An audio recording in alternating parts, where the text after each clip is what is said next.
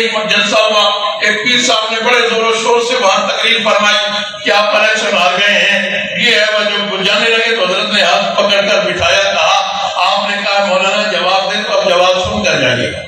بٹھایا اور پھر حضرت نے بہت سی باتیں کہی، لیکن جو بات اس وقت مطرح کرنا چاہتا ہوں، حضرت نے فرمایا کہ سنیے ہمارے نزدیک کثرت اور قلت یہ کوئی چیز نہیں ہے، اور حضرت فرمایا کرتے تھے کہ ایک اور صاحب نے بھی نہیں ہمیں ایک دن سوال کیا تو حضرت نے ان سے کہا کہ جی فرمائیے، انہوں نے کہا جی ووٹ نہیں ملتا، آپ الیکشن ہار گئے، حضرت نے فرمایا آپ سچ بتائیے کہ آپ کہاں رہتے ہیں؟ فلاں کالونی میں، کتنے گھر ہوں گے؟ انہوں نے کہا 200 گھر ہوں گے، مسجد شریف ہے، کتنے نمازی فجر پر ہوتے ہیں؟ ان کا 5-6 ہوتے ہیں، تو حضرت نے کہا اس کا مطلب ہے اذان دینا بند کر دی جائے،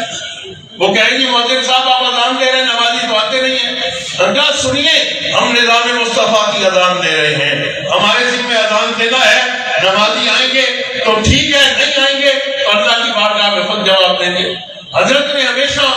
نظام مصطفیٰ صلی اللہ علیہ وسلم کے لیے اذان دی۔ وہاں حضرت نے پیر صاحب سے کہا کہ اگر قلت اور کثرت حق کا وجہ ہوتی تو پھر تو امام حسین بھی شکست کھا گئے تھے تمہارے نزدیک، قیامت کے دن یہ نہیں ہوگا کہ کثرت یزید کے ساتھ تھی، یا کہ حساب یہ ہوگا کہ امام حسین کے ساتھ کتنے تھے۔ اللہ کے ہاں عزت والے وہی ہوں گے کہ سیدنا امام حسین